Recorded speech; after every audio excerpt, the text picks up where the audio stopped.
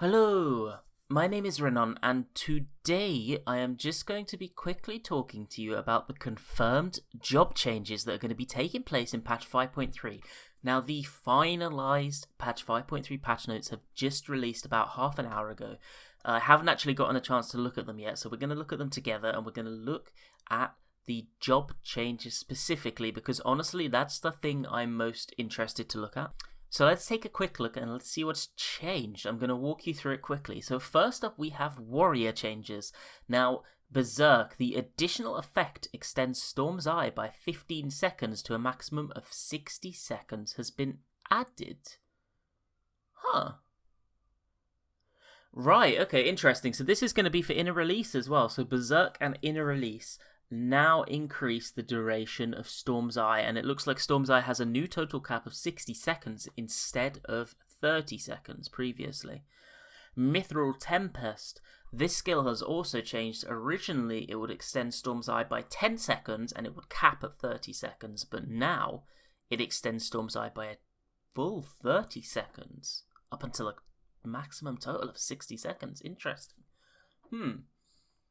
And then Storm's Eye itself extends Storm's Eye by 30 seconds to a maximum of 60 seconds. And finally, Nascent Flash no longer requires a party member to execute. Now, a couple of things quickly. The Nascent Flash is quality of life, and honestly it was much needed. It's a very good change. But the main change that we're going to be talking about here for Warrior, I'm not really going to give my in-depth thoughts, but the main change that has happened here is that now Storm's Eye can be capped at 60 seconds instead of 30 seconds. And also now your inner release is going to refresh your Storm's Eye for you, which means you don't have to ensure that you have at least 10 seconds of Storm's Eye left before entering inner release, because it will auto-refresh 15 seconds onto it. So that's actually going to be a rotational change that we're going to see. Okay, so now let us move on to Gunbreaker. This is a very small change. Gunbreaker's Brutal Shell cure potency has been increased from 150 to 200. Effect duration has been increased from 10 seconds to 30 seconds, and the barrier effect can now be refreshed. This is another small quality of life one. It's not really a big buff at all. It just means you're honestly going to make sure that you actually get value from that Brutal Shell buff. Next up, we are going to be talking about Monk. Now, Monk has got two changes by the looks of it, which is less than I was expecting.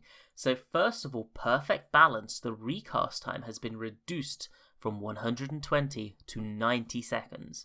Additionally, Form Shift has now got an additional effect extending the duration of Grease Lightning. It no longer requires the Coil form. Next, we're going to go on to Bard. Now, Bard has gotten three changes. Again, that's more than I was expecting. These are going to be potency buffs. So, Sidewinder, potency when target is suffering from both dots, aka Caustic Bite and Storm Bite, has been increased from 300 to 350. Refulgent Arrow's potency has been giving a 10 potency buff from 330 to 340, and Burst Shot has been given a 10 potency buff from 230 to 240, which is actually slightly a bigger buff than you'd be expecting, because Refulgent Arrow and Burst Shot are the two GCDs you're going to be using the most on Bard, so that is a large majority of your GCDs receiving a bit of a potency buff there, which is quite nice for Bard. Okay, so next up, let's look at Machinist. I see healer changes soon, I'm getting excited.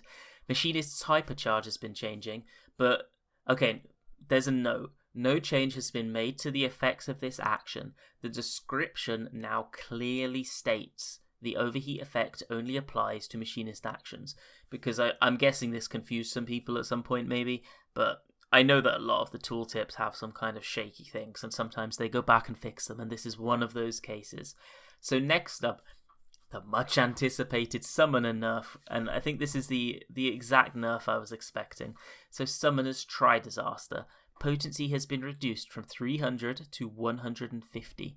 So 150 potency nerf on the application skill for their dots. Next up, Scholar.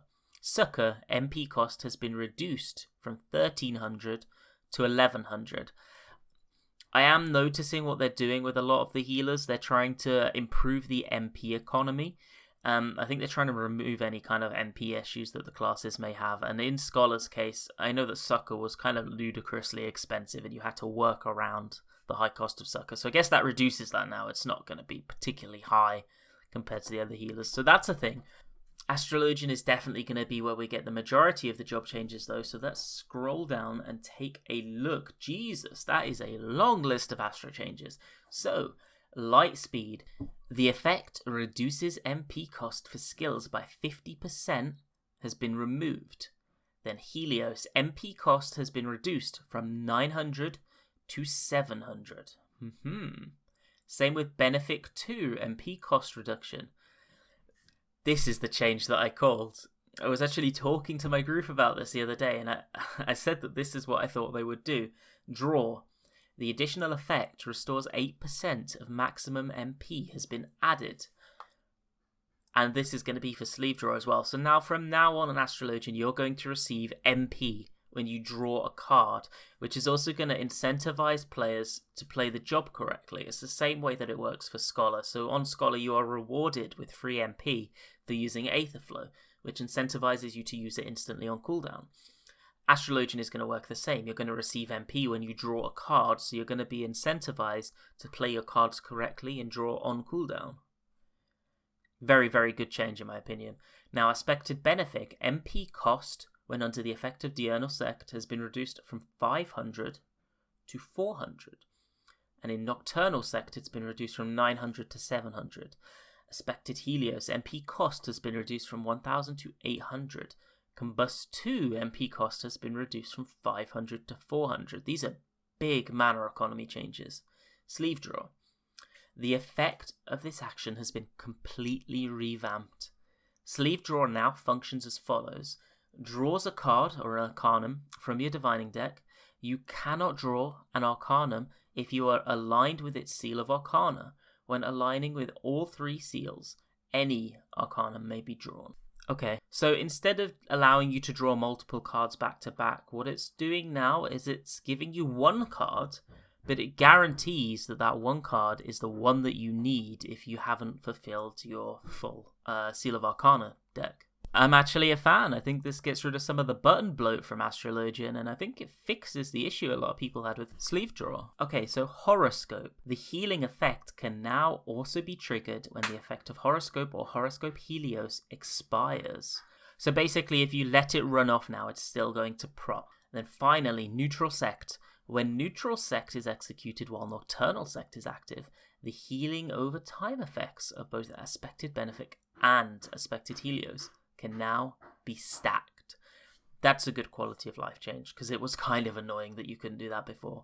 Okay, so those are the job changes coming into patch 5.3. Honestly, to me, the Astrologian ones are very exciting. I'm sure to other people some of the other job changes may be more interesting. But I hope you enjoyed. Thank you very much for watching. I will see you in patch 5.3. If you're interested in 5.3 content, I would love it so much if you would subscribe. I've got guides coming out, I've got lots of videos planned, I've got some cool stuff in the works. So once again, thank you very much for watching, and I'll see you on the other side.